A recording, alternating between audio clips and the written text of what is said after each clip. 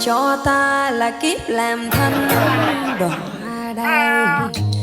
Người khinh khi bằng thứ tiền cho bạc say, cuộc đời cho ta nghèo khó để đêm mưa lạnh gió ngó thăm giao ngày xưa bạn bè kia còn nhớ. Ngại như đêm là những lần đi miệt mài tìm chân phương một chút tình thương